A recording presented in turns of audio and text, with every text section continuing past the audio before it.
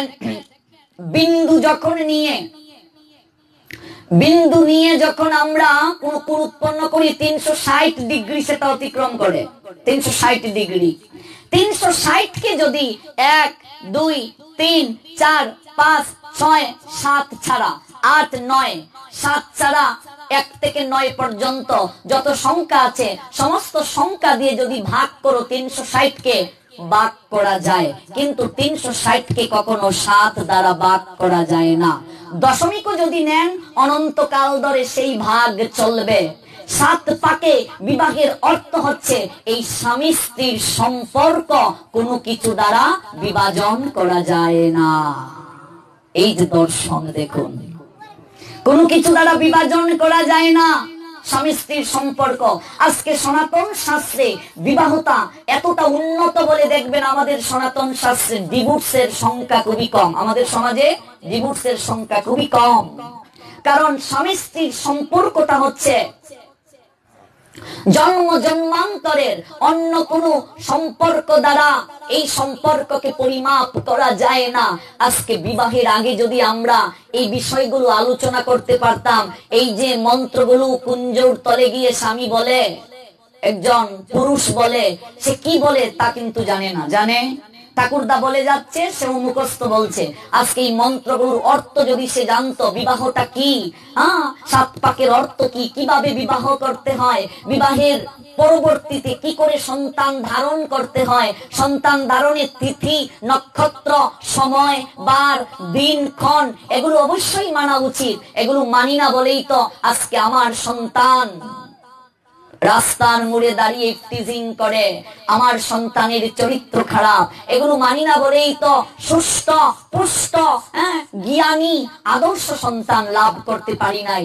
কারণ বিবাহের পূর্বে এগুলো একজন পুরুষ নারীকে জানতে হবে সন্তান ধারণের সময় কখন, কটা থেকে কটা সময়, কোন তারিখে, কোন দিনে, কোন তিথিতে, কোন ক্ষণে সন্তান ধারণে প্রবৃত্ত হতে হবে। এগুলো খুবই অভাব।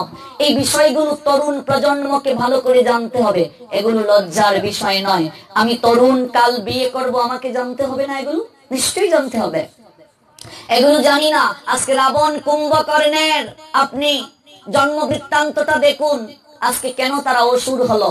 দুর্যোধনের জন্ম বৃত্তান্ত দেখুন, কেন ভ্রাতৃবধূর শাড়ি টানলো। এই নির্লজ্জতা কেন তার হৃদয় মাঝে আসলো? কেন এতটা অসুর প্রকৃতির হলো? আপনি কংসের জন্ম বৃত্তান্তটা দেখুন, কংসের মা পদ্মাবতী কখন সন্তান ধারণে প্রবৃত্ত হয়েছিলেন, কেন কংসের চরিত্র এরকম হলো? আজকে এই বিষয়গুলো যদি আলোচনা করি, প্রহ্লাদ মহারাজের জীবন বৃত্তান্ত দেখুন, কি করে অসুরের রজবীর যে তিনি ভক্ত হলেন। মনে রাখবেন, আমরা আক্ষেপ করে বলি সন্তানটাকে মানুষ করতে পারলাম না। মানুষ করতে গেলে দুটা প্রক্রিয়া অবলম্বন করতে হবে, যেটা সায়েন্স স্বীকার করেছে, শাস্ত্রও স্বীকার করেছে। এক হচ্ছে সন্তান ধারণের প্রবৃত্তি, অর্থাৎ পিতার মানসিকতা, মায়ের মানসিকতা, দিনক্ষণ সময় পদ্ধতি, এবং দ্বিতীয় হচ্ছে গর্ভকালীন সময়ে মায়ের সাধনা। এই 10 মাস 10 দিন এটাকে গর্ভ সংস্কার বলছে, যেটা প্রহ্লাদ মহারাজকে পেটে নিয়ে প্রহ্লাদের মা কয়াদু করেছিলেন। এই 10 মাস 10 দিন মা যেমন আচরণ করবে, যে ভাষা প্রয়োগ করবে, সন্তান পেটের ভিতর থেকে সেটা অনুসরণ করবে। মা বাবা যে আলোচনা করবে। এই জন্য চীন দেশের যদি ইতিহাস পড়ো, চীনা, আজকে আমরা সমগ্র বিশ্ব তথা বাংলাদেশে চীনা সামগ্রী সবচেয়ে বেশি, প্রোডাক্ট বেশি। আপনারা কি জানেন চীনের নারীরা গর্ভবতী থাকাকালীন অবস্থায় টেকনিশিয়াল প্রযুক্তিগত বই বেশি পড়ে? এটা জানেন কিনা গুগল সার্চ করে দেখবেন। যার কারণে দেখবেন চীনের ছেলে মেয়েরা জন্মের পর থেকেই তারা বিভিন্ন এই যে প্রযুক্তি সম্পর্কে, প্রোডাক্ট বানানো সম্পর্কে তারা বেশি জ্ঞানী। গর্ভকালীন সময়ে মা যা করবে সন্তানের চরিত্রে সেটা প্রস্ফুটিত হবে। যেহেতু মায়ের সঙ্গে সন্তানের সম্পর্কটা সবচেয়ে বেশি নিবিড়, নারীর একটা টান থাকে।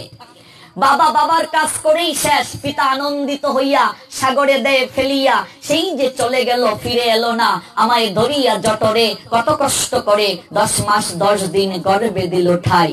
তাই বলছে একজন সন্তান পিতার কাছে যতটা ঋণী, তার চেয়ে অধিক থেকে অধিকতর ঋণী থাকে মায়ের কাছে।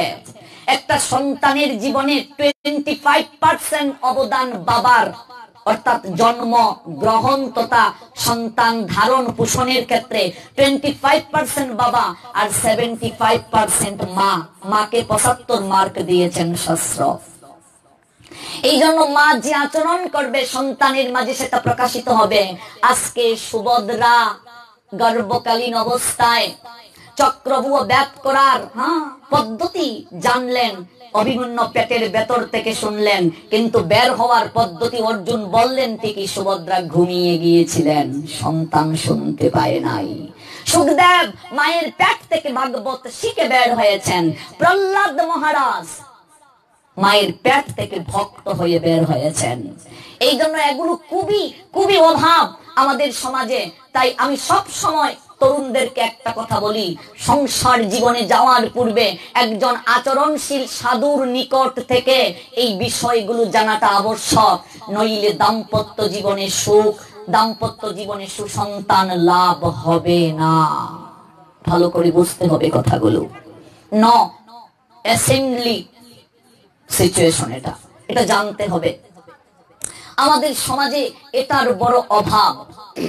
এই যে মানুষ সৌন্দর্যের পূজারী, সৌন্দর্যটা লোচনে সবচেয়ে বেশি নিরীক্ষিত হয়, আর এই সৌন্দর্যের রহস্যটাই আমরা জানলাম আত্মা।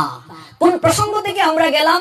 চৈতন্য চরিতামৃত বললেন, এই জগতের বুকে অন্ন দান করো, বস্ত্র দান করো, যত দানই তুমি করো না কেন, এই দানগুলো তো অবশ্যই মঙ্গল হবে, পুণ্য হবে, কিন্তু সর্বশ্রেষ্ঠ দান হচ্ছে আত্মার খাদ্যে সংস্থান যে করে, আত্মার খাদ্য যে দান করে বেড়ায়। আত্মার খাদ্যটা কি? আত্মা কি খায়? জল খায় না, নিরামিষ খায় না, মাছ খায় না, মাংস খায় না। আত্মার খাদ্য কি?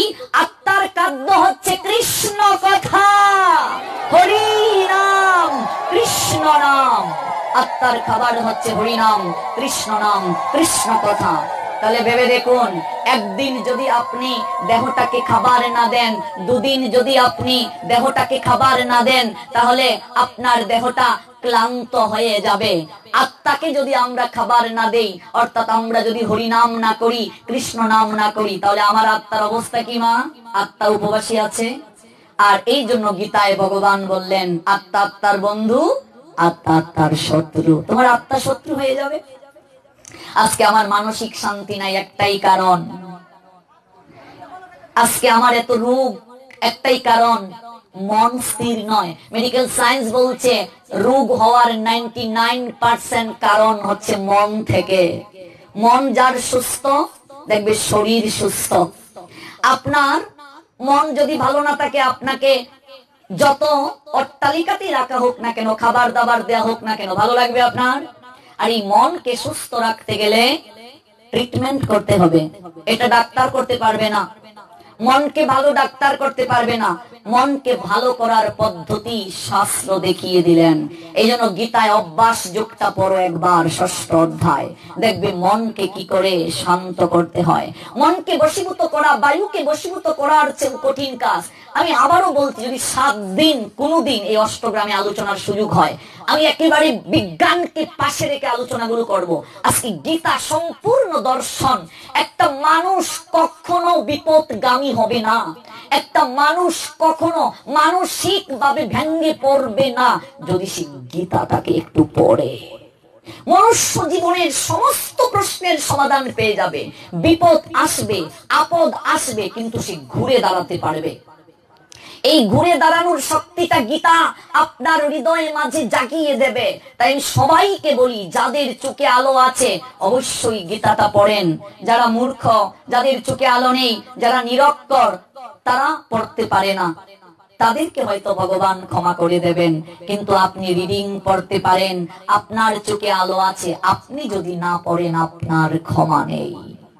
ভগবান যদি আপনাকে প্রশ্ন করেন, তোর তো চোখে আলো ছিল, তুই কেন পড়লি না, তুই কেন জানলি না, তুই কেন মানলি না, কি উত্তর দেব আমরা বলুন? যাদের অক্ষর জ্ঞান নেই তাদেরকে মহাপ্রভু বললেন, মূর্খ আমি নাহি মোর বেদান্ত পাঠের অধিকার। কৃষ্ণ মন্ত্র জপ সদা, তোমাকে কিছুই করতে হবে না। যারা পড়তে পারো না হরিনাম করো, তাতেই উদ্ধার হবে। হরিনাম সবাইকে উদ্ধার করবে। কিন্তু আমরা যারা চোখে আলো পেয়েছি, আমরা কেন পড়বো না? আমরা কেন ভগবান সম্পর্কে জানবো না? আমি সবাইকে অনুরোধ করি, আপনারা গীতাটাকে অধ্যয়ন করুন। অন্তত পড়ার টেবিলে গীতাটা রাখেন। যারা ছাত্র ছাত্রী আছেন, পাঠ্য পুস্তক শুরু করার পূর্বে একটা শ্লোক পড়ে নিন। ব্যবসায়ী যারা আছেন, ব্যবসার গতিতে রাখো গীতাটা, বরং আরো মঙ্গল হবে। প্রতিদিন একটু দুধ দেখাও, দীপ দেখাও, গীতা মায়ের করুণা হবে। এক অধ্যায় পাঠ করে সকালবেলা ব্যবসা প্রতিষ্ঠানটা, ব্যবসা কার্য শুরু করো। চাকরিজীবী যারা আছো, একটু গীতাটা পাঠ করে যাও চাকরি স্থলে, দেখবে মঙ্গল হয়ে যাবে। ভগবানের কথা দিয়ে যদি দিনটা আমরা শুরু করি, বাবা নিশ্চয়ই দিনটা ভালো যাবে। ভগবানের কথা দিয়ে যদি দিনটা শুরু করি, দিনটা নিশ্চয়ই ভালো যাবে। এই জন্য অবশ্যই ভগবানের কথা দিয়ে শুরু করতে হবে। চোখটা খুলে, শাস্ত্র বলছেন প্রথমে ঘুম থেকে যখন আমরা উঠব, চোখটা খুলে প্রথমে ভগবানের চিত্রপট দর্শন করতে হবে।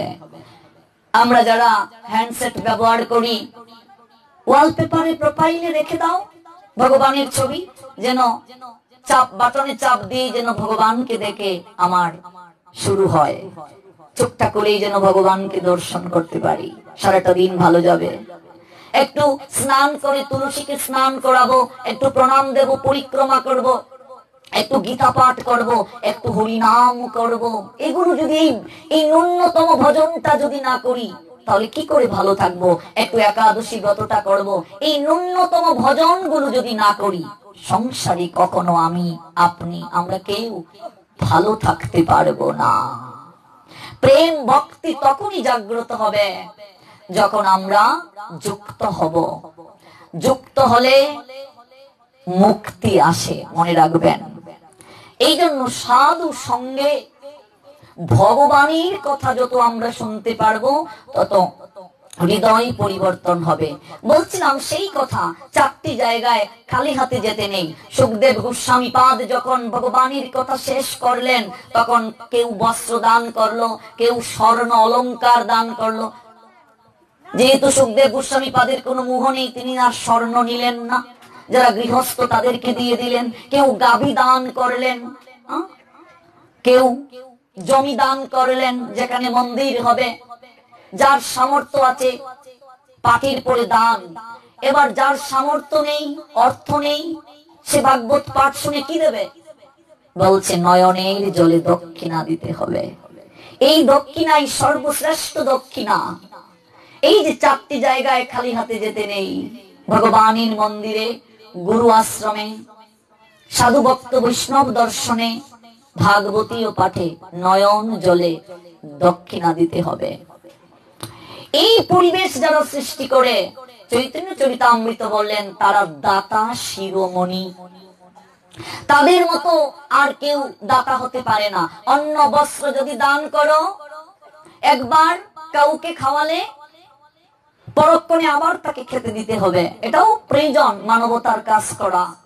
কিন্তু মনে রাখতে হবে, জীবকে যতক্ষণ পর্যন্ত আমরা আত্মার খাদ্যের সংস্থান করাতে না পারবো, ততক্ষণ পর্যন্ত সে মানসিক ভাবে উন্নতির সোপানে যেতে পারবে না। মনকে যতক্ষণ পর্যন্ত চিকিৎসা করতে না পারবে, ততদিন পর্যন্ত তুমি কখনো আনন্দ লাভ করতে পারবে না। আর মনকে চিকিৎসা করার হাসপাতালি, অসুস্থ আত্মাকে চিকিৎসা করার হাসপাতালি হলো মন্দির। দেখবেন মন্দিরে গেলে মনটা পবিত্র লাগে।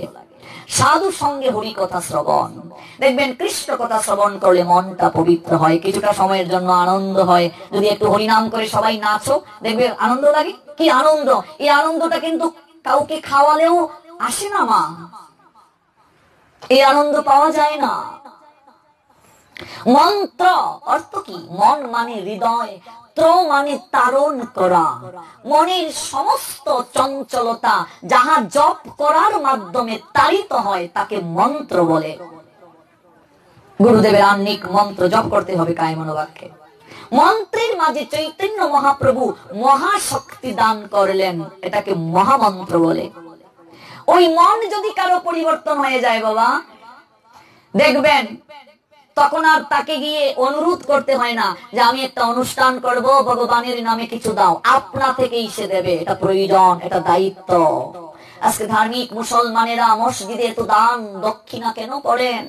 কারণ তারা ওয়াজ গুলো শুনে, তাদের ধর্মীয় কথাগুলো শুনতে শুনতে তারা হৃদয়ে মাঝে প্রতিপালনে এনেছে, তারা বিশ্বাস করে।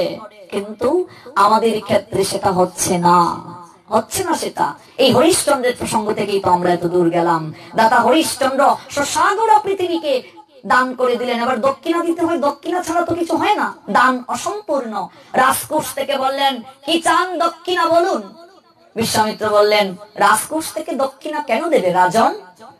তুমি সমস্ত কিছু দান করে দিয়েছো, সাগরা তোমার রাজত্ব, তাহলে রাজকোষ কি রাজত্বের ভিতরে নয়? যদি ভিতরে হয় তাহলে তো এই জায়গা থেকে দক্ষিণা দিলে হবে না বাবা। দক্ষিণার টাকা জোগাড়ের জন্য তিনি চন্ডালের পর্যন্ত কার্য নিলেন, বউ পর্যন্ত ব্রাহ্মণের ঘরে দাসী বৃত্তি করলেন, একমাত্র পুত্র রোহিতাশ্ব সাপের কামড়ে দেহ রাখলেন। সেই রাজা হরিশ্চন্দ্র দানের প্রভাবে যখন রথে চড়ে সবাইকে নিয়ে স্বর্গে যাবেন, ঠিক তখনই দেবর্ষি নারদ বললেন একটু পরীক্ষা করে দেখি।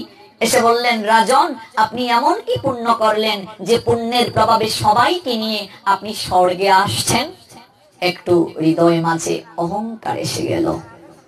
আমার কি জানেন না, আমি সাগরা পৃথিবীর অধীশ্বর, সবকিছু দান করে দিয়েছি, দক্ষিণার অর্থের জন্য নিজে চন্ডালের কার্য নিয়েছি, আমি স্বর্গে যাব না তো কে যাবে? এই কথাটা শুধু মুখ থেকে আসলো। রথ থেমে গেল, না গেল স্বর্গে, না আসলো মর্তে। এত দান করেও হলো না, আর আমি একটা ফ্যান দান করে পাখার মাঝে নাম লিখে দেই। ভেবে দেখো, ভেবে দেখো, প্রসাদের জন্য এক বস্তা চাল দিয়ে মাইকে অ্যানাউন্স করে আমার নামটা জানাই। ভেবে দেখো, এই জন্য দান করছো। ভগবান কি অন্ধ? তিনি কি চোখে দেখে না? না, তিনি কানে কম শুনে অ্যানাউন্স করে জানাতে হবে? নেম প্লেট দিয়ে কেন মন্দির, তারপর বিভিন্ন জায়গায় আমরা অর্থ দেব, মা বাবাকে মানুষের পায়ের নিচে রাখবো? মনে রাখবে, দান যখন করবে আপনা থেকেই চিত্রগুপ্তের খাতায় তোমার নাম লেখা হয়ে যাবে। এই জন্য এটাকে বলছে রাজসিক দান, মানে লোক দেখানোর জন্য দান, কৃপা হবে না। সাধুর সেবা করলে, ভগবানের জন্য অর্থ ব্যয় করলে কৃপা হবেই হবে, হবেই হবে, তাতে কোনো সন্দেহ নেই। তাহলে আমরা এত টাকা ইনভেস্ট করছি সাধু সঙ্গে, কৃপা হচ্ছে না কেন বলুন? তার কারণ হচ্ছে আমরা ঠিকভাবে দিতে পারছি না, আর দ্বিতীয় হচ্ছে সঠিক জায়গায় দিতে পারছি না। দানের ক্ষেত্রে পুণ্য আছে, পাপও আছে।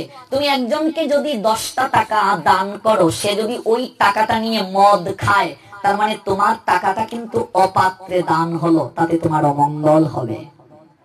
দানও বুঝে করতে হবে। মা কালীর নামে মাগন দাও গো, দেখেছি মা কালীর নামে করে গিয়ে মদ খাচ্ছে, গাঁজা খাচ্ছে শিবের নামে, তুমি তো বিশ্বাস করে দিয়ে দিলে, কিন্তু তোমার অমঙ্গল হবে। দানের প্রকার রয়েছে বাবা। এই জন্য ভাগবত যারা পড়েছেন, আমরা বলি মহারাজের কথা জানি, দান করতে করতে অহংকার এসে গেল, স্বর্গমর্ত পাতাল জয় করলেন, দেবতাদেরকে বিদায় করে দিলেন। ভগবান বামন রূপ ধারণ করে আসলেন। ছোট্ট বামন দেখে বললেন, এ আর কি চাইবে, কি চাও? ভগবান বললেন, 3 পা রাখার জায়গা চাচ্ছি। ও মাত্র 3 পা। এই যে দেখুন, দান করার মাঝে একটা বোঝা যাবে অহংকার। কি চান বলুন? এই যে মানে অহংকার হবে না, দানে কৃপা হবে না। 3 পা রাখার জায়গা, আমি সাগরার অধীশ্বর রাজা, মাত্র 3 পা রাখার জায়গা। আমি তো চেয়েছি আপনি অর্ধেক রাজত্ব চেয়ে নেবেন, স্বর্ণ মণি মাণিক্য চাইবেন, মাত্র 3 পা। হেসে হেসে বলছেন, ভগবান মৃদু মৃদু হাসছেন, বলি তুমি এত অহংকারী হয়ে গেলে দান করতে করতে। 1 পা দিয়ে সমস্ত কিছুকে অধিকার করলেন, স্বর্গমর্ত পাতাল সব। আরেক পা কই রাখবেন? 2 পা দিয়েই তো শেষ। এবার তো বুড়ি অবাক হয়ে গেল, এই কি দেখলাম ছোট্ট একটা বামন, এত বৃহৎ আকার হয়ে গেল। তার স্ত্রীর নাম বৃন্দাবলী। বলি মহারাজের দেখুন উপযুক্ত সহধর্মিনী কাকে বলে, এসে বুদ্ধি দিল, মহারাজ এই সুযোগ, এ বামন সাধারণ কেউ নয়, স্বয়ং ভগবান, তা না হলে তো এই রূপ হতো না। যে চরণ দুলি সবাই পায় না, রাজন আজ আপনার কত সৌভাগ্য, তৃতীয় পা যদি উনি বের করতে পারেন, আপনিও জায়গা রূপে আপনার মস্তকটাকে এগিয়ে দেন।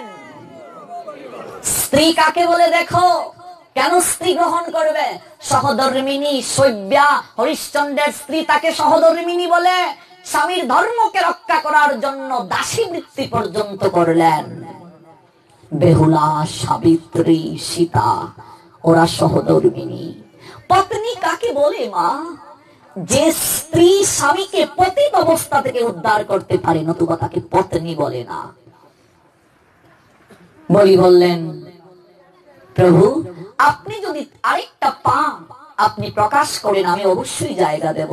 ভগবান তৃতীয় পা বের করলেন। বলি মহারাজ বললেন, প্রভু ওই পা আপনি আমার মস্তকে স্থাপন করুন। ভগবান বলিকে মাথায় পা দিয়ে সুতলে পাঠিয়ে দিলেন। এই যে দেখুন, বৃন্দাবলী বলছে, তুমি কপটতা কেন করলে প্রভু? এক রূপ ধরে এসে আরেক রূপ ধারণ করলে, জগতে কি তোমার কলঙ্ক হবে না? ভগবান মূলত বলিকে শাস্তি দিলেন না, কৃপাই করলেন। যার চরণ দুলি দেবতারাও পায় না, সাধক বহু জনম সাধনা করেও যার চরণ দুলি পায় না, আর ভগবান সেই বলিকে চরণ দুলিতে অভিষিক্ত করে সুতলে পাঠালেন। বৃন্দাবলীকে বললেন, ওগো মাতা, আমি সন্তুষ্ট হয়েছি বলির শ্রদ্ধায়, আমি সুতলে তাকে পাঠালাম। এই যে সপ্ত পাতালের মাঝে একটা সুতল। তবে জানো, আমি ওই যে স্বয়ম্বর মন্বন্তর যখন আসবে, ওই মন্বন্তরে আমি স্বয়ং ভগবান দ্বার রক্ষক হয়ে আমি সুতলের পাশে পাহারাদার হয়ে থাকব। ওগো মাতা, তুমি সেই বাম পাশে বসবে, আর স্বয়ং বলি ইন্দ্র হবে, আমি পাহারাদারে হয়ে তোমাদের সেবা করিব। কতটা কৃপা করলেন! ভগবানকে বন্দী বানিয়ে রেখে দিলেন ভক্তি দ্বারা। বাবা, ওই ভগবান যখন সুতলে আটকা পড়লেন ভক্তের জন্য, এবার লক্ষ্মী বলছেন, আমার প্রভুকে আমি কিভাবে পাবো? দেবর্ষি নারদ তাকে বুদ্ধি দিলেন, মা তুমি বলিকে গিয়ে নিজের বাই বানিয়ে ফেলো। লক্ষ্মী আসলেন ছদ্মবেশ ধারণ করে, বলিকে বাই ডাকলেন, হাতের মাঝে রাখি পরালেন। ওই যে রাখি বন্ধন, আমরা এই থেকে রাখি বন্ধনের উৎপত্তি। লক্ষ্মী এসে বলির হাতের মাঝে সুতো বাঁধলেন, ভাই ডাকলেন। এবার ভাইয়ের কাছে বোনের অধিকার বেশি থাকে, বলছে আমি আমার পতিকে নিয়ে যেতে এসেছি। এবার তো বলি ছাড়তে পারবে না, আবার বোনের কথা ফেলতেও পারবে না। কাঁদতে শুরু করলো, এমন একটা জিনিস চাইলে রে বোন আমার কাছে, আমি কত সাধনা করে থাকে অনুরাগের বন্ধনে বেঁধেছিলাম, আর তুই সেই অনুরাগের বন্ধনকে ছিন্ন করে নিয়ে যেতে এসেছিস।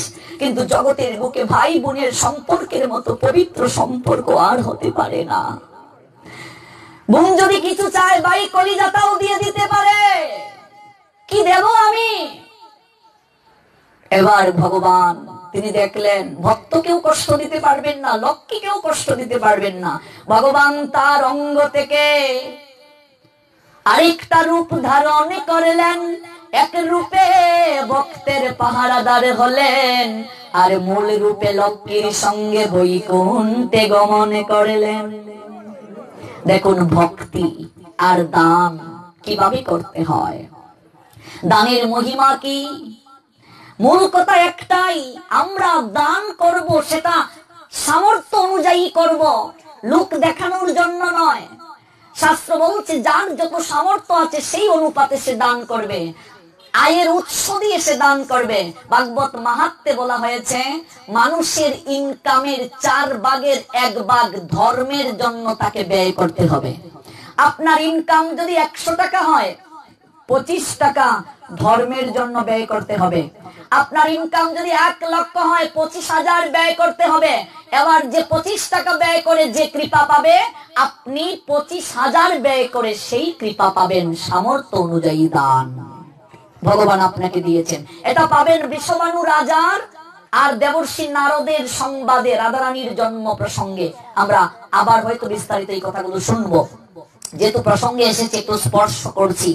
এই জন্য দান, এটাকে ধার্মিক মুসলমানেরা জাকাত বলেন। ওরা জাকাত দিতে কখনো কুণ্ঠাবোধ করেন না। আল্লাহ পাকের জন্য অর্থ ব্যয় করতে তারা কখনো অলসতা করেন না, মনকে কখনো ছোট করেন না। কিন্তু আমাদের সমাজে ধর্ম পালনের ক্ষেত্রে, ধর্মীয় ক্ষেত্রে আমরা অর্থ ব্যয় করতে সবথেকে কুণ্ঠাবোধ করি। মন্দিরে গিয়ে ভগবানকে আমরা লক্ষ টাকার জিনিস ভিক্ষুকের মতো চাই, ঠাকুর এই দাও ওই দাও। অথচ দেখবে মন্দিরে গিয়ে ভগবানকে প্রণাম দিয়ে আমরা খুচরো পয়সাটা দেখি পকেটে আছে কিনা। ভুল বলছি? বাংতি টাকাটা আছে কিনা ভগবানকে দেওয়ার জন্য।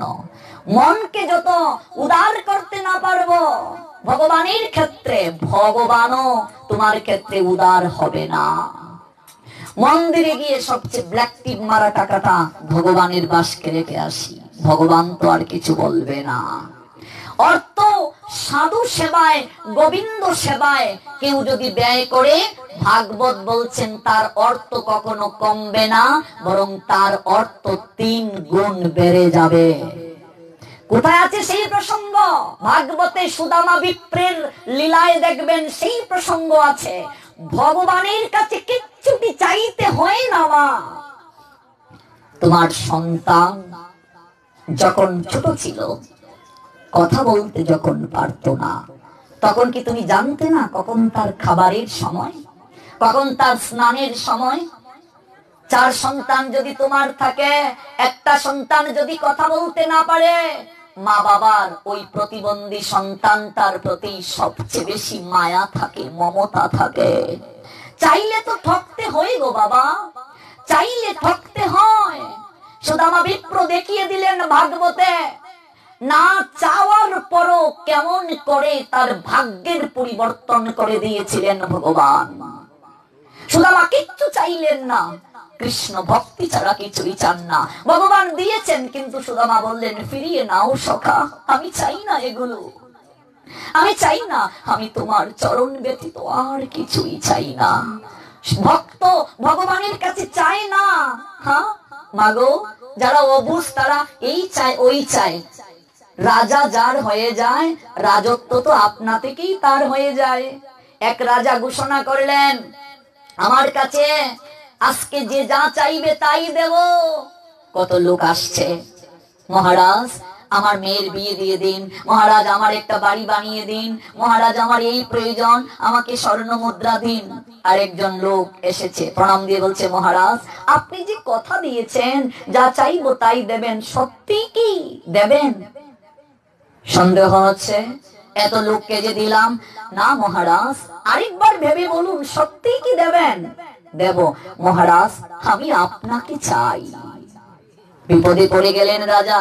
শুধু চাই না মহারাজ, আমার সঙ্গে আপনাকে থাকতে হবে আমার গৃহে।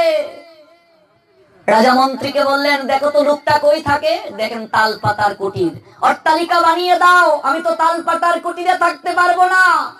রাস্তাঘাট নেই মহারাজ, বানিয়ে দাও রাস্তাঘাট, দিঘি খনন করে দাও। রাজা যদি কারো হয়ে যায়, রাজ্য আপনা থেকে হয়ে যায়। ভগবানকে যদি কেউ চায়, জগতের বুকে তার আর কোনো অপূর্ণ থাকে না বাবা, আপনা থেকে সব কিছু লাভ হয়ে যায়। আমরা বুঝি না, ভগবানের কাছে গিয়ে ভিখারির মতো এই চাই ওই চাই। শাস্ত্র বলছেন, চায় যারা ঠকে তারা। সুদামা বিপ্র কিচ্ছুটি চান না। বাল্যকালে একসঙ্গে পড়েছিলেন। আজকে কৃষ্ণ দ্বারকার রাজা। সুদামার স্ত্রী, যার নাম সরলা, আরেকটা নাম বসুন্ধরা। স্ত্রী বলছে, ওগো আমরা কত গরিব, আমাদের সংসার চলে না।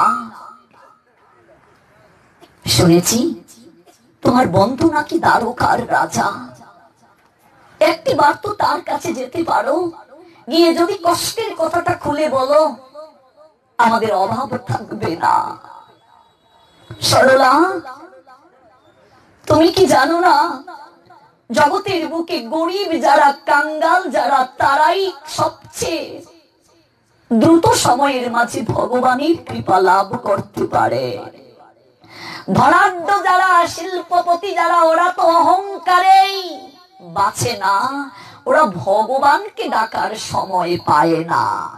ক্ষমতার মালিক যারা, ক্ষমতার দাপট দেখাতে দেখাতে ভুলে যায় সেও যে ভগবানের চাকর। রাজা যে রাজ্য পরিচালনা করতে করতে ভুলে যায় তার উপরেও একজন আছে। সরলা, আমি আমার কৃষ্ণ সখার কাছে জীবনে কিচ্ছুটি চাইনি, আমি কেবল তার ভালোবাসাটা চেয়েছি। সরলা, আজকে সে দ্বারকার রাজা, এতদিন পর কোন মুখ নিয়ে তার কাছে যাব? অর্থ, বিত্ত, বৈভব, অট্টালিকা চাওয়ার জন্য? সরলা, সময়ের পরিবর্তনে মানুষের হৃদয় পরিবর্তন হয়ে যায়। না জানি আমার কৃষ্ণ আজ রাজা হয়েছে, আমাকে কিসে মনে মনে রেখেছে কিনা। আজ সে রাজা। একসঙ্গে পড়েছিলাম পাঠশালায়, আমি গরিব কাঙ্গাল ব্রাহ্মণ, জানি না সে আমায় মনে রেখেছে কিনা। সরলা, তাছাড়া এতদিন পর বন্ধুকে দেখতে যাব, কি নিয়ে যাব?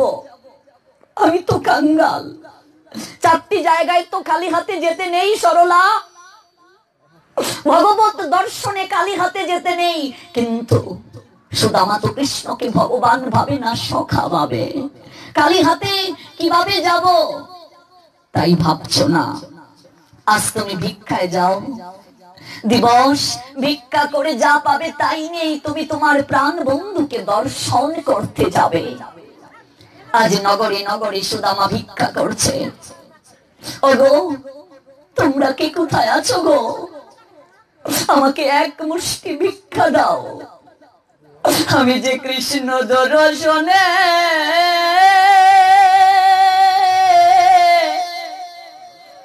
দর্শনে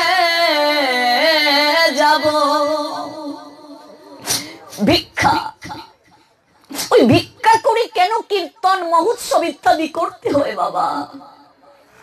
অট্টালিকার মালিকও যে, তাকেও একদিন হলেও ভিক্ষা করে উৎসব দিতে হবে। ভিক্ষায় যদি না যাও, সেই উৎসব কখনো গৌর হরির সন্তুষ্টি বিধান হয় না। কেন ভিক্ষায় যেতে হয়? ভিক্ষুক যারা, তাদের কোনো মান সম্মান থাকে না বাবা। যদি বলে একটু পরে আসো, এরপরেও তারা আসে। গৌর বললেন, মহাপ্রভু বললেন, ওরে হৃদয়ে দাম্ভিকতা থাকলে, অহংকার থাকলে আমার কৃপা হয় না।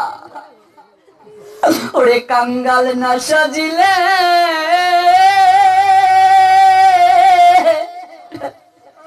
কাঙ্গালের ঠাকুরের কৃপা হয় না।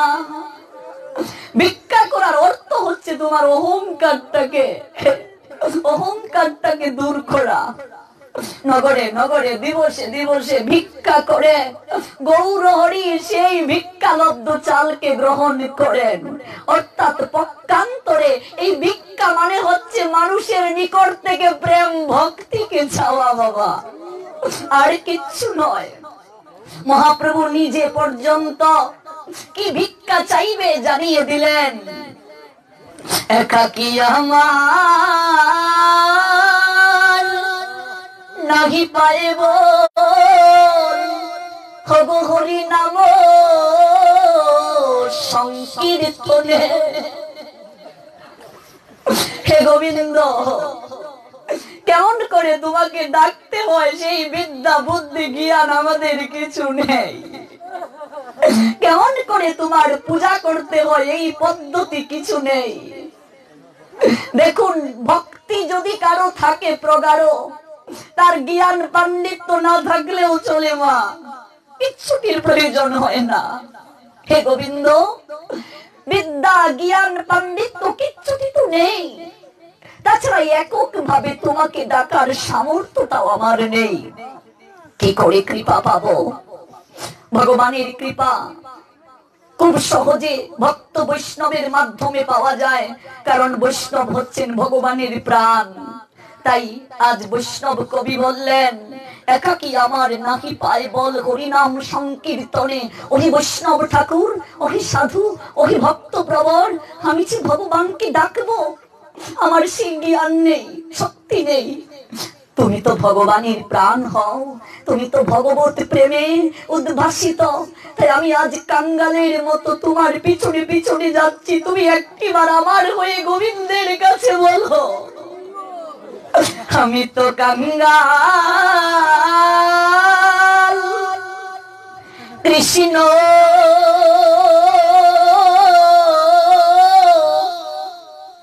কৃষ্ণ বলে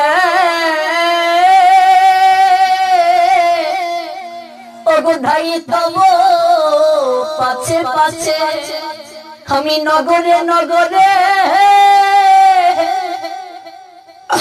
ঘুরে বেড়াই, আমি নগরে নগরে ঘুরে বেড়াই বেড়াই। আজ সুদামাও যাচ্ছে নগো, তোমরা কে কোথায় আছো? আমাকে এক মুষ্টি ভিক্ষা দাও, আমি যে কৃষ্ণ দর্শনে দর্শনে যাব, আমি কৃষ্ণ দর্শনে যেতে চাই। তোমরা আমাকে এক মুষ্টি ভিক্ষা দাও। দাঁড়িয়ে দাঁড়িয়ে ভিক্ষা করে সন্ধ্যায় গৃহে ফিরে আসলেন সুদামা। সারাদিন ভিক্ষা করে করে সরলাকে গিয়ে বলছেন, সরলা, পেয়েছি আধ ভাঙ্গা কতগুলো তন্ডুল খুদ পেয়েছি। ভক্ত বৈষ্ণব যখন ভিক্ষা করতে আমাদের গৃহে আসে, অনেক লোকই দেখবেন বাসি পচা সবজিটা দিয়ে দেই, সবচেয়ে খারাপ চালটা দিয়ে দেই, কিন্তু ভাবি না তারা এটা রন্ধন করে ভগবানকে দেবে। এই জন্য দান যখন সাধুদেরকে করতে হয়, সবচেয়ে উৎকৃষ্ট দানটা সাধুকে করতে হয়, কারণ সাধু এই প্রদত্ত জিনিস ভগবানকে না দিয়ে কখনো গ্রহণ করে না। আপনি ভিখারিকে দিচ্ছেন, সে সেটা নিয়ে সিগারেট বিড়ি গাঁজা খেতে পারে, কিন্তু সাধু কখনো সেই ধন ভগবানকে না দিয়ে গ্রহণ করবে না। সুদামা তন্ডুল পেল চাল আধ ভাঙ্গা। সরলা, খুদ পেয়েছি গো, বাহ খুবই ভালো। তুমি না বলেছিলে তোমার বন্ধু তোমার সখা কৃষ্ণ খুদের নাড়ু খেতে ভালোবাসে? ভক্তের ইচ্ছেই তো পূরণ করেছেন। বাহ, আমি সেই খুদ দ্বারা নাড়ু তৈরি করে দেব। যাও, তুমি সেটা নিয়েই তোমার প্রাণ বন্ধুকে দর্শন করতে যাও। খুদের নাড়ু হলো, ঝুলায় পুড়ে দিলেন সরলা। এতটা বস্ত্র মলিন, যদি অঙ্গুলি দ্বারা স্পর্শ করা হয় ঝরঝর করে ধুলা পড়বে। একটা উত্তরীয় গায়ে পরানো, ভিক্ষার ঝুলিটা কাঁধে, হরিনাম করে করে সুদামা আজ চলছেন দ্বারকায় গোবিন্দ দর্শনের জন্য। বৃন্দাবন মাধুর্যের লীলা নিকেতন, ঐশ্বর্যের লীলা নিকেতন দ্বারকা মথুরা। বৃন্দাবনে গোবিন্দ রাখাল রাজা গো। সখারা কাষ্ঠ থেকে ফল তুলে একটু পরখ করে ফলটা মিষ্ট না টক, বিষ আছে কিনা করে, ফলে যদি বিষ থাকে রে আমরা খেয়ে মরবো, আমাদের কানাইকে মরতে দেব না। কতটা ভালোবাসতেন তারা। ওরে কানাই যদি মরে যায় রে, আমরা কানে কাঁধে চড়ব। ওরে কানাই যদি মরে যায় রে,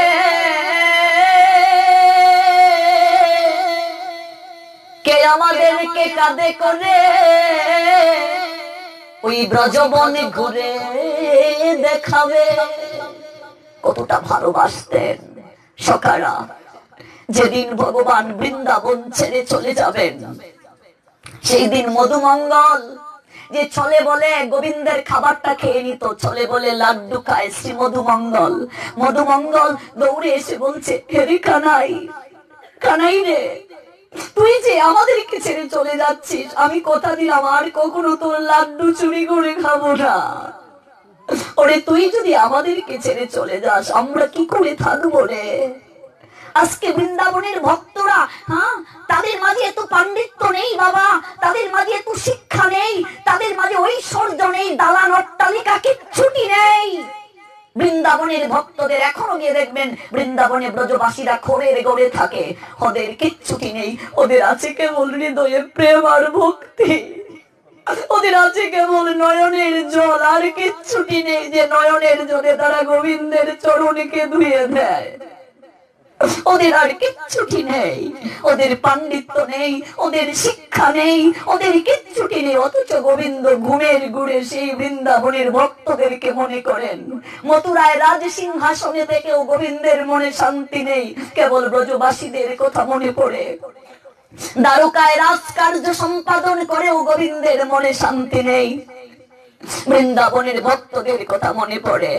প্রবাসীর কিনারায় যজ্ঞের আয়োজন করেছেন গোবিন্দ, সেখানেও নয়ন জলে গোবিন্দ ভাসেন। রুক্মিণী হ্যাঁ বলেন, হে প্রাণনাথ, তুমি স্বয়ং যজ্ঞেশ্বর, তোমারও কি হৃদয়ে দুঃখ আছে প্রাণনাথ? সংসারী জীব তোমার নামে কাঁদে, তোমার চরণ পাওয়ার জন্য কাঁদে। একবার বলো হ্যাঁ, ওহে প্রাণনাথ, তুমি কার জন্য,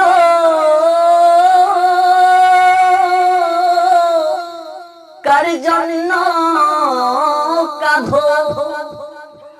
ভগবান কার জন্য কাঁদে বাবা? সবাই কাঁদে তোমার জন্য, তুমি কার জন্য কাঁদো? প্রবাসের কিনারায় যজ্ঞ করছেন, ভগবান বলছেন, রুক্মিণী, আমার বৃন্দাবনের কথা মনে পড়ে গেল, আমার যশোমতী মায়ের কথা মনে পড়ে গেল, যে মা আমি বৃন্দাবন থেকে চলে আসার পর উনুনেতে আর জাল ধরাইনি, মাকড়সা বাসন কুসনে বাসা বেঁধেছে। রুক্মিণী, আমার বৃন্দাবনের গাভী, ওরা আমাকে সন্তান সম ভালোবাসত, শ্যামলী ধবলী ওরা। আমি যেদিন চলে এসেছি, ওরা হাম্বা হাম্বা রবে কেঁদে কেঁদে কাছে এসেছিল। সন্তানকে হারালে মা যেমন অস্থির হয়ে যায়, ওদের মাঝে অস্থিরতা আমি দেখেছি। সেই দিন থেকে ওরা আর কোনোদিন হাম্বা রবে ডাকে নাই। আমার শ্রীমতী রাধারানীর প্রেম যমুনায় চর পড়ে গেছে। ব্রজের সমস্ত সুষমা অনিন্দময়তা নষ্ট হয়ে গেছে ব্রজনাথ বিহনে। ব্রজের অবস্থাটা কেমন? পদকর্তা 2-3টা লাইনে জগৎ জীবকে দেখিয়ে দিলেন ব্রজের অবস্থাটা কেমন। হরে যেদিন থেকে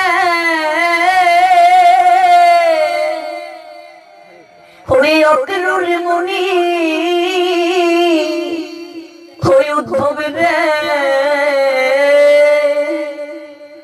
ব্রজের প্রাণ নীল হরিয়া। রাধারানী বিলাপ করছেন, এটাকে মাথুর বিরহ বলে। হরি যেদিন থেকে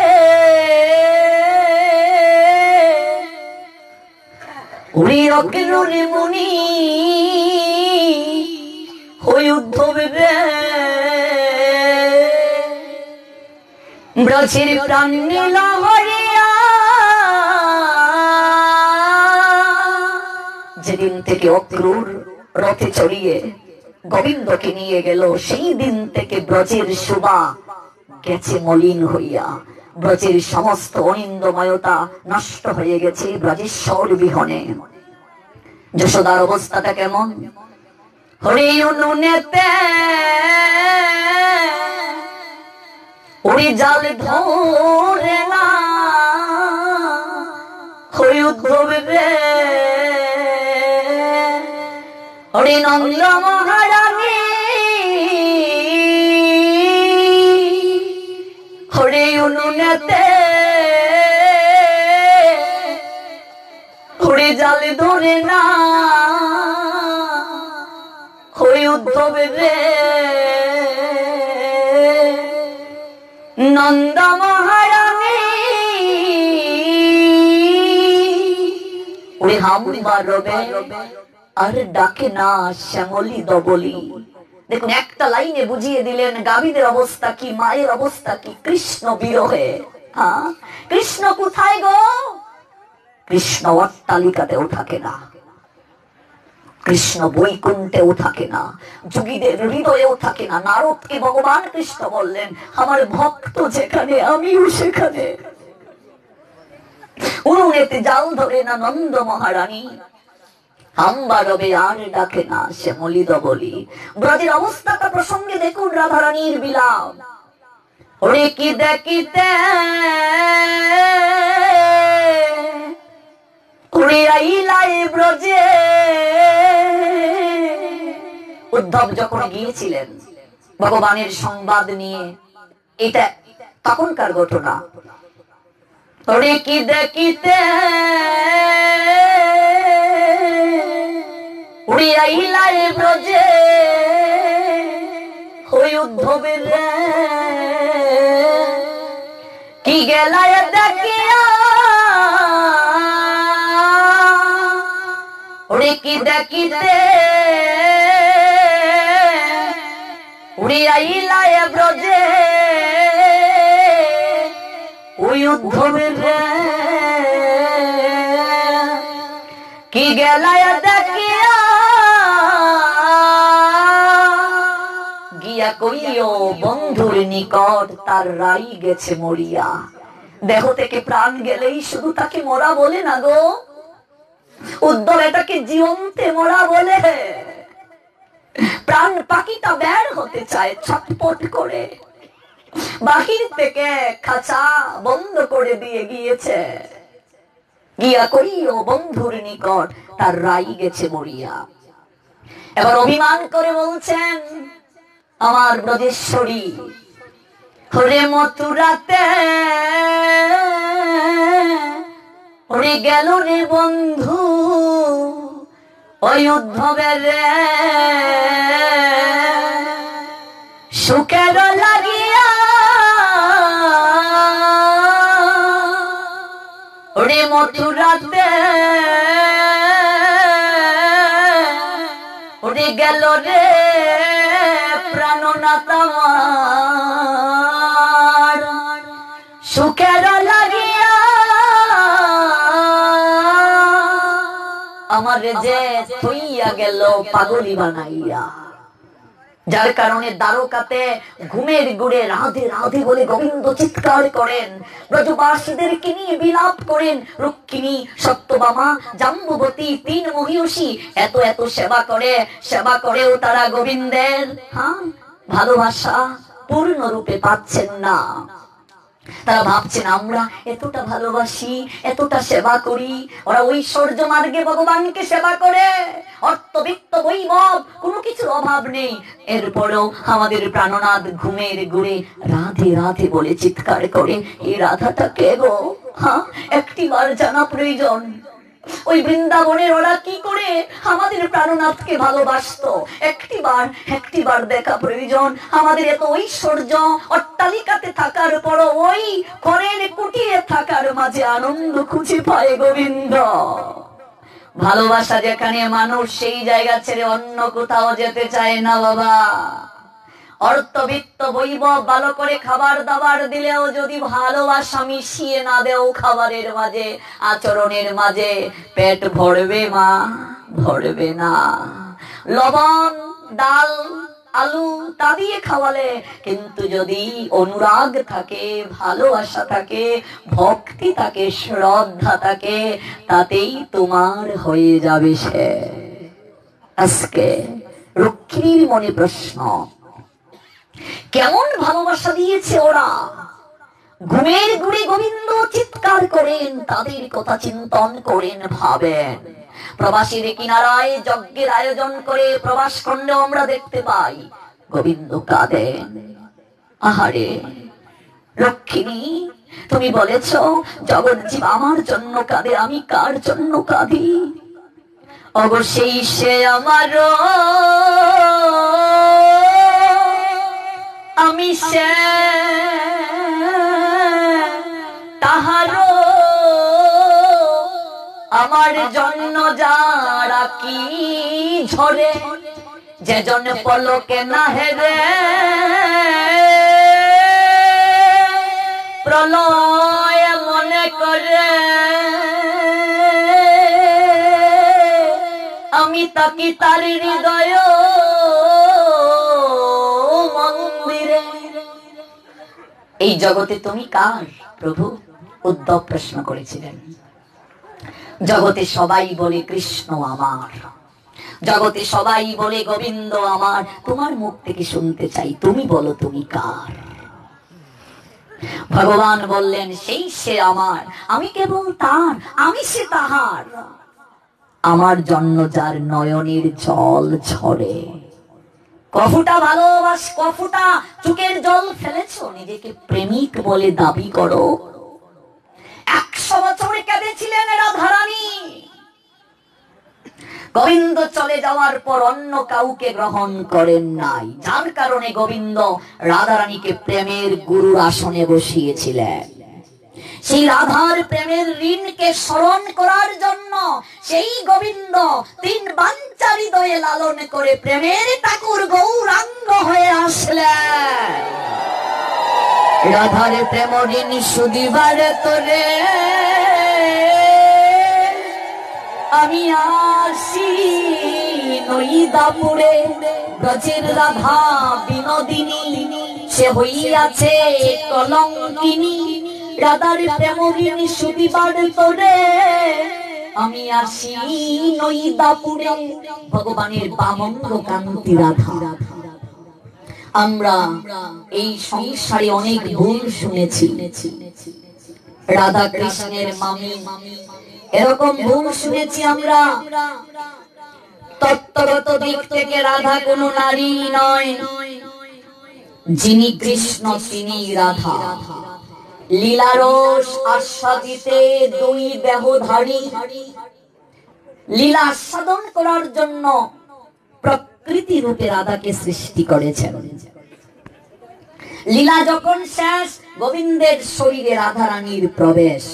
এই রাধার 2টা রূপ, গুরু রূপ, ভক্ত রূপ। গুরু রূপে তিনি জগৎজীবকে শিক্ষা দিলেন, আর ভক্ত রূপে শিক্ষা দিলেন কেমন করে ভগবানকে ভালোবাসতে হয়। সংসারে তার সমস্ত কিছু কৃষ্ণ বিদ্বেষের জায়গায় পড়ে। শাশুড়ি, ননদী, এমনকি স্বামী পর্যন্ত কৃষ্ণ বিদ্বেষী, সমাজ কৃষ্ণ বিদ্বেষী। এই প্রতিকূল পরিবেশে কেমন করে ভগবানকে ভালোবাসতে হয় রাধারানী শিক্ষা দিলেন, আর কিছু নয়। আজকে রাধা কৃষ্ণের চরিত্রে আমরা কালিমা লেপন করি না বুঝে। যুব সমাজ ভালো করে জানো, রাধা গোবিন্দের রাস যখন হয়েছিল, গোবিন্দের বয়স ছিল 9 বছরের নিচে। কয় বছরের নিচে? রাধারানীর বয়স ছিল 7 বছরের নিচে।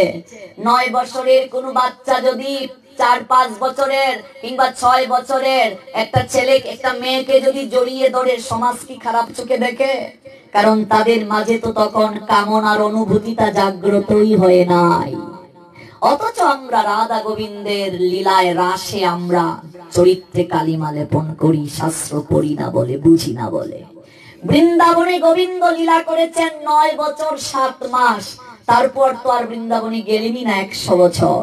তাহলে রাধারানীর সঙ্গে তার এই নিষ্কাম ভালোবাসা ব্যতীত অন্য চিন্তন আসবে কি করে?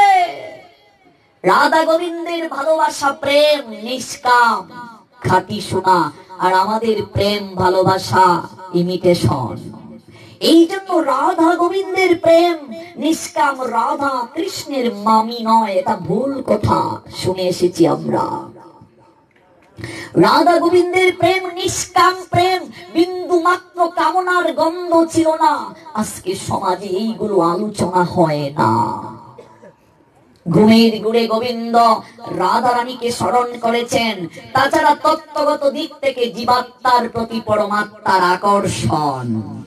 রাস মানে হচ্ছে জীবাত্মার সঙ্গে পরমাত্মার মিলন, ভক্তের সঙ্গে ভগবানের মিলন। এই জীবন তখনই সার্থক হবে যখন ভক্ত ভগবানের চরণ লাভ করবে। ওই রাশি হচ্ছে ভক্ত ভগবানের মিলন। কামনা নেই সেখানে। আজকে রুক্মিণী বলছেন, জগৎ জীবী তোমার জন্য কাঁদে, তুমি কার জন্য কাঁদছ? গোবিন্দ বলবেন কার জন্য কাঁদেন তিনি। তার আগে উদ্ধবের কাছ থেকে আমরা জেনে নিচ্ছি। উদ্ধব যখন প্রশ্ন করলেন গোবিন্দকে, তুমি কার? গোবিন্দ বললেন, সেই সে আমার, আমি সে তাহার, আমার জন্য যারা কি ঝরে। যেজন পলকে না হেরে প্রলয়ে মনে করে আমি তাকে তার হৃদয়ে মন্দিরে।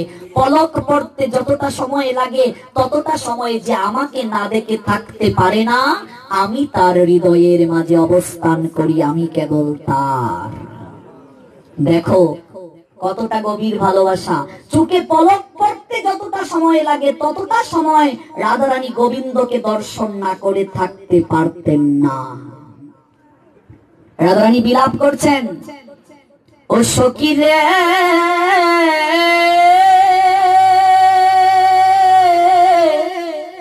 কি করিব সখী, কহ নাই উপায়, ওরে কেমনে করে পরাণী এক তিল প্রিয় বদন মাধুরী। ও সখী রে না হেরিলে প্রাণে মরি, সখী রে তিলক সময় অদর্শনে থাকতে পারি না। সখী রে কি করি, কি করি বল? তিল পরিমাণ সময়ও আমি আমার গোবিন্দকে দর্শন না করে থাকতে পারি না। ভক্ত কি করে ভগবানকে ভালোবাসবে? যশোদা তার স্বামীর চেয়েও তার পুত্রকে বেশি ভালোবাসত, অর্থাৎ গোবিন্দকে বেশি ভালোবাসত। এখানে পুত্র গোবিন্দই তো ভগবান। শিক্ষা দিলেন স্বামীর চেয়েও ভগবানকে বেশি ভালোবাসতে হবে। পুত্রের চেয়েও, নিজের জড় জগতে সংসারে পুত্রের চেয়েও ভগবানকে, গোপালকে পুত্র রূপে বেশি ভালোবাসতে হবে। নন্দ মহারাজ তার স্ত্রী যশোদাকে যতটা ভালোবাসতেন তার চেয়ে বেশি ভালোবাসতেন গোপালকে। এই কারণেই তো আজকে গোবিন্দ ঘুমের ঘুরে তাকে স্মরণ করেন। কতটা ভালোবাসা দেই তাকে, শেষের দিনে তিনি এসে আমার উদ্ধার কর্তা হবেন। ভেবে দেখো কতটা ভালোবাসি তাকে, যিনি আমার পথ প্রদর্শক হয়ে আসবেন। কতটা ভালোবাসি তাকে, যিনি পারের মাঝি হয়ে আসবেন আমার জীবনে। কতটা ভালোবাসা তাকে দিয়েছি। 24 ঘন্টার মাঝে কতটা সময় তাকে দেই ভগবানকে, যে তিনি আমাকে শেষের দিনে উদ্ধার করবেন। বিছানায় পড়ে কতজনকে দেখেছি চিৎকার করে ডাকে, গোবিন্দ কোথায় তুমি উদ্ধার করো প্রভু। শেষের দিনটা কার যে কেমন হয় কেউ সেটা বলতে পারে না বাবা। আমি জীবাধম আপনাদের কাছে প্রার্থনা করি, আপনারা ভক্ত এই আশীর্বাদ করবেন যেন সাধু সঙ্গে তাকে আর অন্তিমে যেন ঠাকুরের নামটা নিয়ে যেতে পারি। এই জগৎ একটা পরীক্ষালয় বাবা। আমরা একাদশী, হরিনাম, সাধু সঙ্গ যাই করছি এগুলো পরীক্ষা। ফল তো সেদিন হবে গো, যেদিন সংসারে কারো কাছে বুঝা হবে না, যেদিন বুঝা না হয়ে ভগবানের নামটা নিয়ে যেতে পারবে। সংসারে যদি কারো বুঝা হয়ে যাও, আদরের সন্তানটি 4 দিন পরে আর মা বাবাকে আদর করবে না। হরিদিন তো গেল, সন্ধ্যা হলো, পারে করো আমারে, পারে যদি কাজ না করি বার হবে না বাবা, পারের যদি সম্বল না করি পার হবে না। আমি এইগুলো এই বয়সেই ভাবি। সেদিন এই প্রোগ্রামে আসার আগে নেত্রকোনা এক জায়গায় একটা বাসায় গিয়েছি, এক বৃদ্ধা মা বিছানায় পড়ে আছে, চারিদিকে দুর্গন্ধ, স্প্রে একটু করে করে মারছে। বলে গেছে, প্রভুজি একটু আশীর্বাদ করে যান আমার মা যেন মুক্তি পায়। দেখে আমার অন্তরটা একেবারে গলে গেল। আর বের হওয়ার সময় ভাবলাম, গোবিন্দ আমার দিনটা যে কেমন রাখবে আমি জানি না। আমি আগে এসে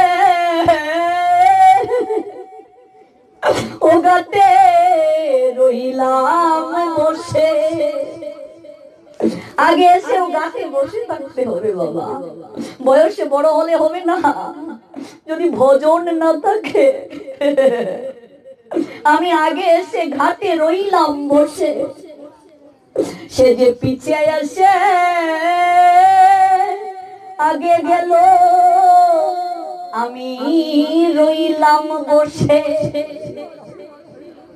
বয়সে যদি কম হয়, যদি ভজনে বড় হয়, আমার আগে চলে যাবে, আমাকে গিয়ে ওই জায়গায় দাঁড়িয়ে থাকতে হবে ভবনদীর পারে।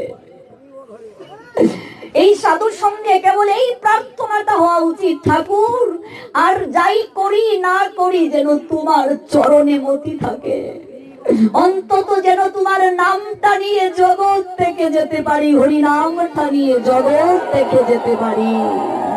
জয় জয় শ্রী রাধে, ওই নাম শেষের দিনে তো এমনিতেই মনে হবে না মা। জীবন দশায় যদি অভ্যাস না করো, শেষের দিনে নাম আসবে না, অচেতনই তো থাকবে। আমরা বলি হরি বল হরি বল, চলে যাচ্ছে একটু নাম দিয়ে দাও। কানে নাম দিলেই কি কজনের চেতনা থাকে গো? কজন নাম গ্রহণ করে? এই জন্যই তো গুরুদেব জপমালা দিয়েছেন, ওরে অভ্যাস কর বসে বসে। অনেকে বলে প্রভু আমরা জপমালা না নিয়ে যদি মনে মনে করি, মন 14 ভুবনে ঘুরে বেড়ায়, 24 ঘন্টায় কয়বার নাও মনে মনে নাম। জপমালার অর্থ হচ্ছে অভ্যাস রাখা, আর কিছু নয়। একটা তাগিদ থাকে, আমার 16 মালা করতে হবে, আজ করিনি। ওই অভ্যাস করতে করতে দেখবে এক সময় তুমি হুচট খেলেও বলবে কৃষ্ণ, ঘুমের ঘুরে বলবে কৃষ্ণ, যাওয়ার সময় যদি বলতে পারো কৃষ্ণ, কৃষ্ণ আসবে নিজে, নতুবা দুধ পাঠাবে তোমাকে তার কাছে নেয়ার জন্য। সেই তো ভজনশীল, সেই তো সৌভাগ্যবান, যদি নামের মালা গলে নিয়ে নয়ন জলে ভেসে ভেসে জগৎ থেকে যেতে পারে। জগতে তার মতো বুদ্ধিমান, তার মতো বিচক্ষণ, তার মতো কৃপার অধিকারী, তার মতো সাধু, তার মতো ভক্ত আর কেউ হতে পারে না। রাধারানী বলছেন সখীদেরকে, ও সখী রে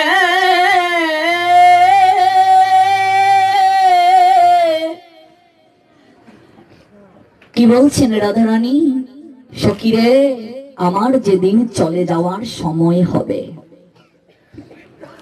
সখীরে প্রাণ পাখিটা যেদিন দেহ থেকে বের হওয়ার সময় হবে, রে যমুনা তটিনী কুলে খেলি কদমের মূলে,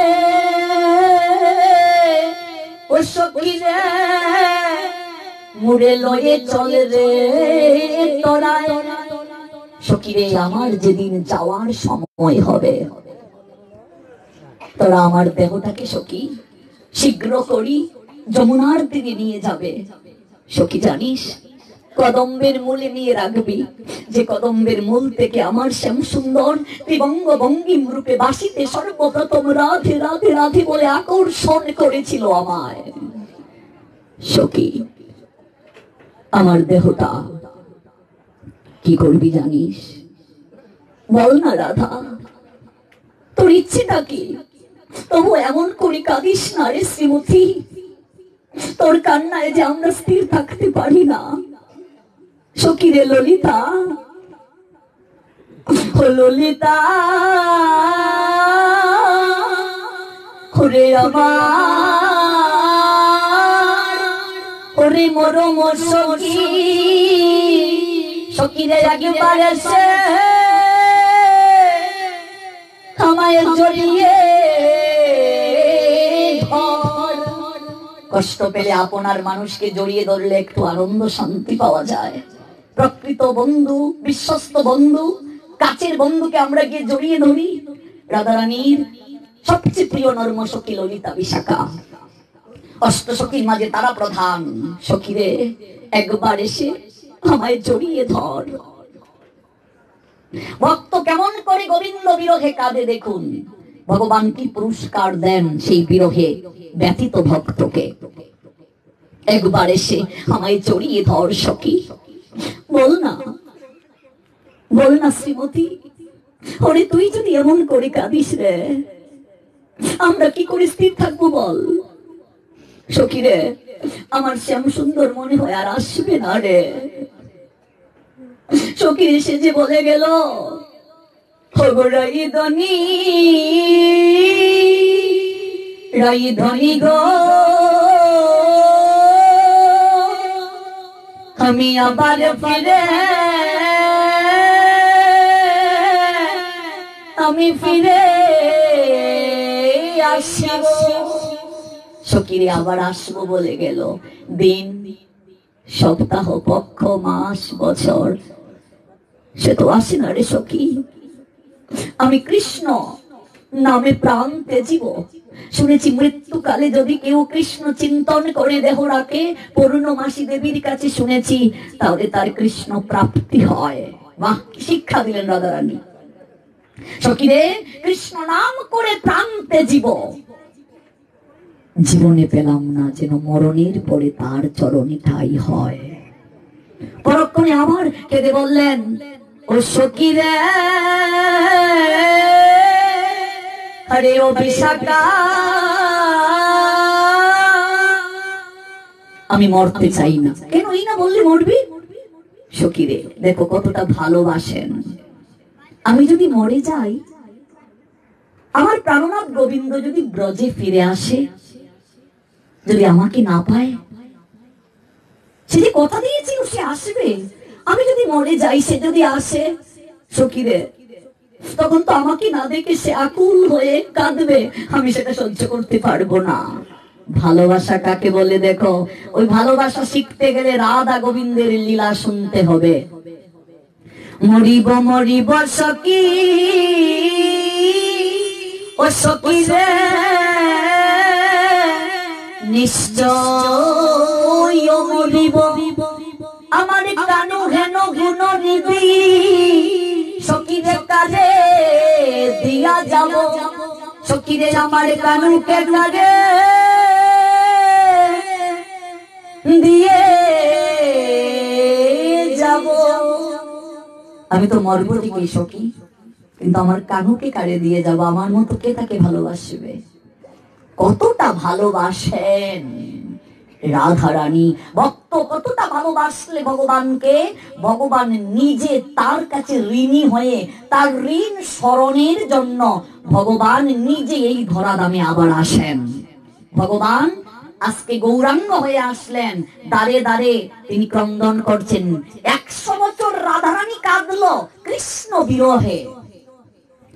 ভগবান ভাবলেন আমাকে স্মরণ করে ভালোবেসে রাধারানী সারাটা জীবন কাঁদলো, এই কান্নার মাঝে এমন কি সুখ রয়েছে, আনন্দ রয়েছে, একটু তো দেখতে হবে।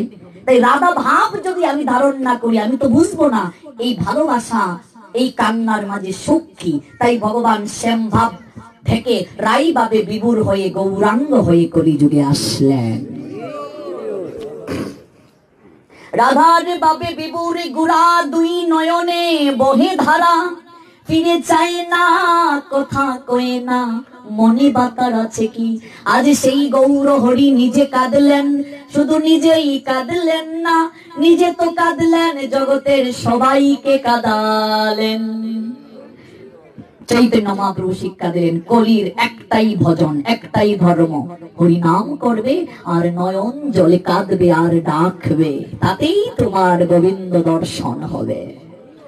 ওই চোখের জলে তোমার সমস্ত কামনা বাসনা ধুয়ে মুছে পরিষ্কার হয়ে যাবে, চিত্ত নির্মল হয়ে যাবে। কৃষ্ণ কথা শুনতে শুনতে যখন হৃদয় নির্মল হয়ে যাবে, তখন দেখবে নয়ন আপনা থেকে জল বর্ষিত হচ্ছে, বুঝবে কিছুটা স্খলিত হলো আজ। কৃষ্ণ বলে কাঁদে যে সুকৃতিজন, সেই ক্রন্দন দর্শনে হয় সর্ববিঘ্ন বিমোচন। রাধারানী বললেন, আমার দেহটা যখন চলে যাবে, দেহ থেকে প্রাণ পাখিটা তোরা যমুনার কোলে নিয়ে যাবে, যমুনা থেকে মৃত্তিকা নিয়ে সর্বাঙ্গে কৃষ্ণ নামের তিলক পরিয়ে দিবি, ব্রজের ভাবে সাজিয়ে দিবি দেহটাকে। এখানেই শেষ নয় সখী, তুলসী মঞ্জুরি দিও তাই। ও সখী রে, যমুনা মৃত্তিকালয়ে সখী মুরলে স্বর্গ গায়, সখী রে কৃষ্ণ নামের মেলো পরিয়ে দিও, নামের তিলক পরিয়ে দেবে। আমাদের ব্যস্ত নকরি ও সখী রে, তোরা সবাই সেদিন মুখে বলবে হরি হরি। ও সখী রে, যেদিন দেহ থেকে প্রাণ চলে যায়, সখী রে কৃষ্ণ নামের ধ্বনি আমায় শুনাইয়া দিও। তারাই প্রকৃত বন্ধু আপনার, যারা শেষের দিনে কৃষ্ণ নামের ধ্বনি করে করে আপনাকে শ্মশানে নিয়ে যাবে। তাদের মতো বন্ধু হয় না। এতটা ভালোবাসা দিয়েছিলেন রাধারানী। আজকে রুক্মিণীও বলছেন, জগতের সবাই কাঁদে তোমার জন্য, তুমি কার জন্য কাঁদো?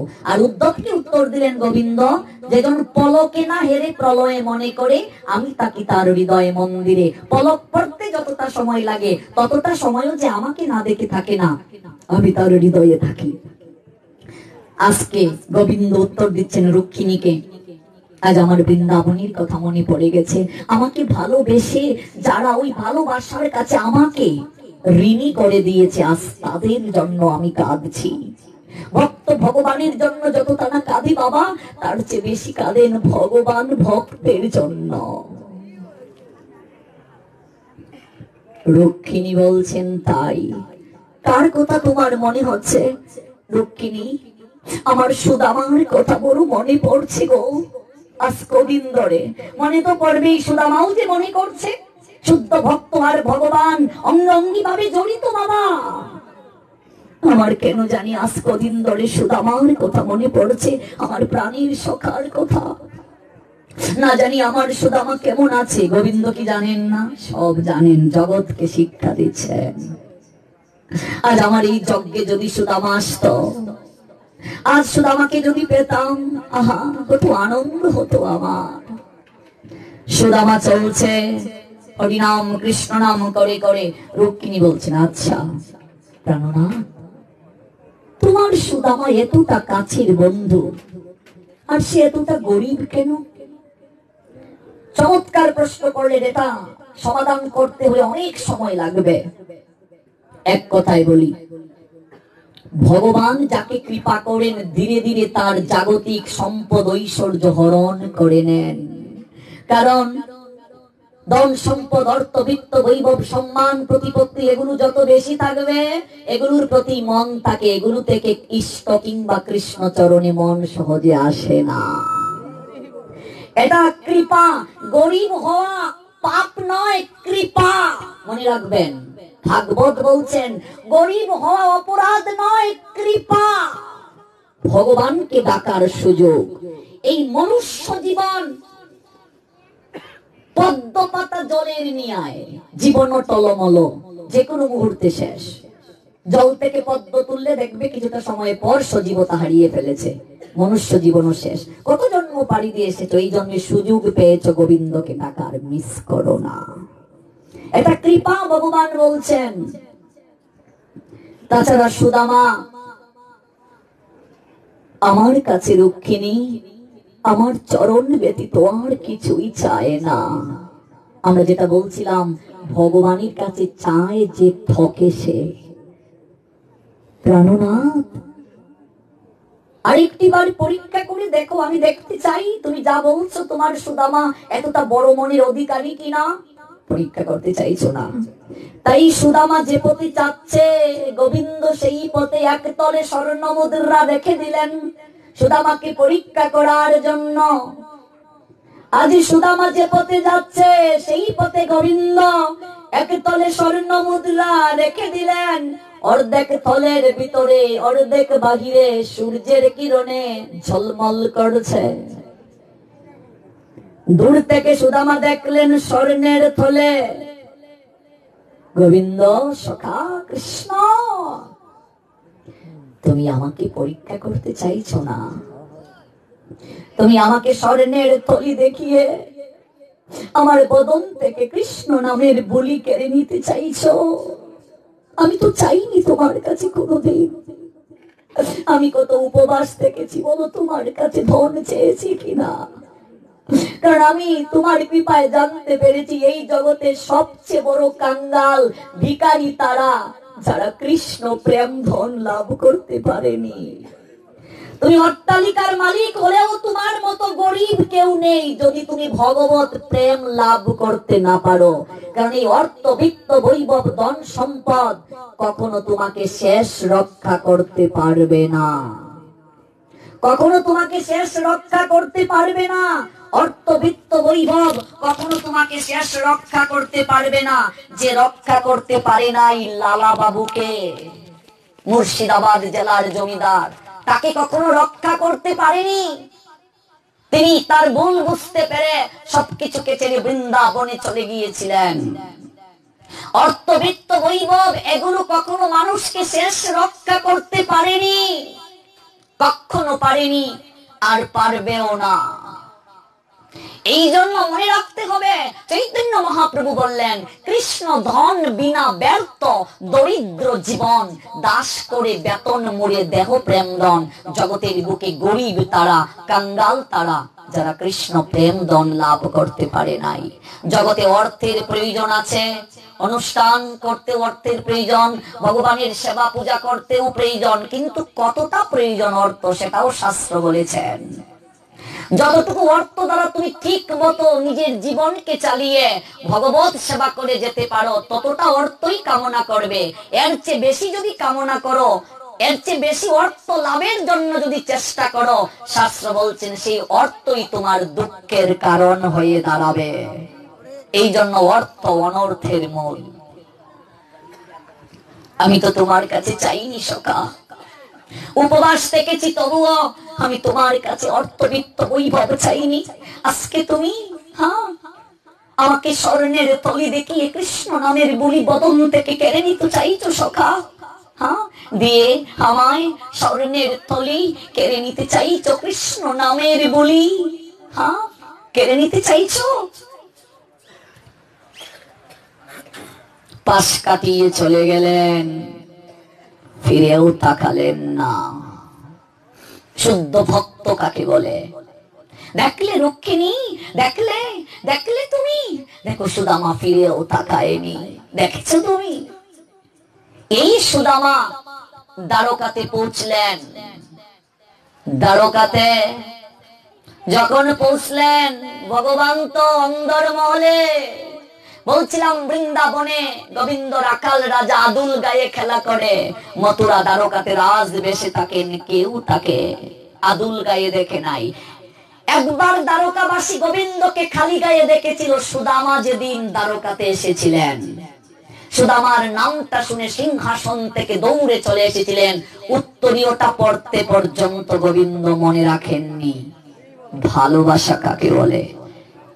কাজে আমরা আবার যদি কোনোদিন সুযোগ হয়, আমরা সেই অপ্রাকৃত লীলা যেটা শেষ করতে পারিনি, আমরা সেখান থেকে শুনবো। সুদামা কিচ্ছুটি চাননি ভগবানের কাছে, কিভাবে তিনি দ্বারকায় গিয়ে ভেতরে প্রবেশ করলেন এবং গোবিন্দ কিভাবে তার বন্ধুত্বের মর্যাদা দিয়েছিলেন, সম্মান করেছিলেন, ভালোবাসা দেখিয়েছিলেন। গোবিন্দকে ভালোবাসলে যে কেউ কোনোদিন ঠকে না, তার যে কখনো ঠকতে হয় না, ভগবান তার প্রকৃষ্ট প্রমাণ দেখিয়েছিলেন। তাই যারা বুঝে না তারা ভগবানের কাছে গিয়ে এই চায় ওই চায়। প্রকৃত ভক্ত ভগবানের কাছে বলে, ঠাকুর তুমি তো আমার সবই জানো। মহাপ্রভু জগন্নাথকে দর্শন করে বলেছিলেন, ও বধূ হে,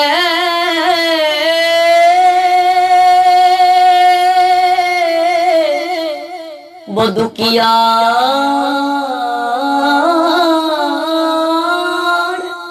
কি আর বলিব আমি, বধূ তুমি তো আমার সকলই জানো। কি বলবো তোমাকে, তুমি জানো না আমার কি প্রয়োজন, তুমি জানো না আমার কি ইচ্ছে, তোমাকে কি বলতে হয়? ভগবানের নাম ভাবগ্রাহী জনার্দন। তাই আজকে থেকে ভগবানকে প্রণাম দিয়ে বলবেন, ঠাকুর তোমার সংসার তুমি দেখো, তোমার সন্তানকে তুমি ভালো রেখো, তোমার যা কিছু তুমি দিয়েছ, আমাকে কেবল পাহারাদার করে রেখেছ, তুমি আমাকে সেই শক্তি দাও যেন তোমার প্রদত্ত জিনিস আমি সর্বদা সম্মানের সঙ্গে আমি দেখাশোনা করে রাখতে পারি। তাহলেই হয়ে গেল গীতায় যে শ্লোক ভগবান বলেছেন, কর্মণীয় অধিকারতে মা ফলেষু কদাচন মা কর্ম ফল হেতু গুমাতে সঙ্গস্ত কর্মাণি। আমার বলতে কিছু নেই ঠাকুর, সবকিছু কেবল তোমার। আমি যেন তোমার দাসানুদাস হয়ে তোমার প্রতিটি বাক্যকে হৃদয়ে লালন করে একবার তোমার নাম নিয়ে জগৎ থেকে যেতে পারি। জয় জয় নিতাই গৌর সীতানাথ প্রেমানন্দে, হরি হরি বল জয় জয় শ্রী রাধে। সবার মঙ্গল হোক।